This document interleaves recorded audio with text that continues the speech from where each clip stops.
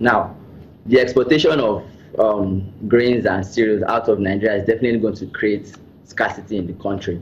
It's going to create scarcity, and these food prices are going to increase because the December period is usually associated with increased demand for the festivities, and prices usually rise at this moment. Now, with the expected increase in demand for these festivities and the scarcity occasioned by the smuggling of commodities out of the country, we expect that food prices will rise sharper in December, and that will affect the headline inflation.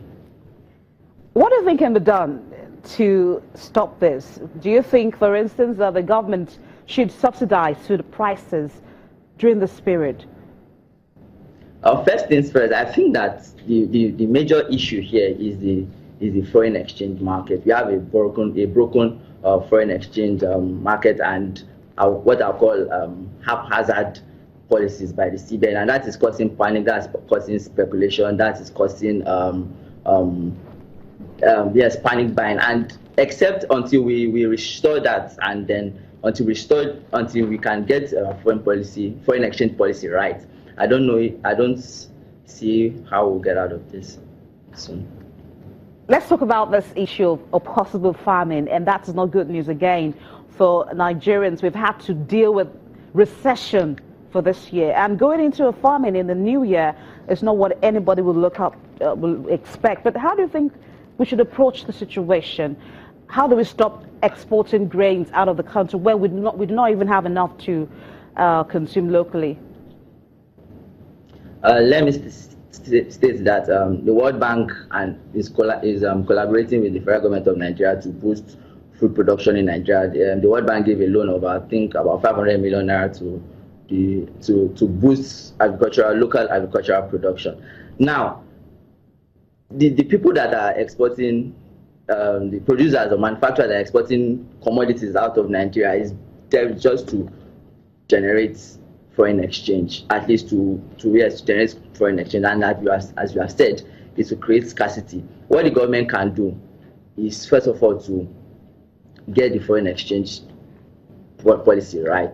Okay. I mean, these DSS invading the foreign exchange market, the haphazard CBN policies, everything is causing panic, is causing this kind of behavior, smuggling of commodities out of the country. And until we can sort out the foreign exchange policy, I think that 2017 is even going to be worse than 2016. Thank you so much, Desola Sumoni, research analyst with the Financial Derivatives Company Limited. Thank you. The International Monetary Fund has removed remedial measures against Zimbabwe after the country settled its overdue financial obligation to the fund's Poverty Reduction and Growth Trust last month. According to the lender, the executive board lifts a declaration that Zimbabwe is not cooperating with the organization, and that ends a suspension of technical assistance to Zimbabwe and restores the country to the list of countries that are eligible to benefit from the trust. Zimbabwe restored about $107.9 million in arrears in October 20, ending more than 15 years of arrears to the trust. The board's decision is another step towards normalizing relations with the fund, but the IMF has said that it cannot consider a new IMF loan program for Zimbabwe until the country clears more than $1 billion in World Bank arrears and another 600 million plus owed to the African Development Bank, as well as any arrears to bilateral lenders and private creditors. And finally on the program, still from Zimbabwe, where we have consumer price inflation declining 0.95% year on year in the month of October after contracting 1.3% in September. According to the data from the Statistics Office, on a month-on-month basis, prices were up 0.09% after 0.2% dip previously.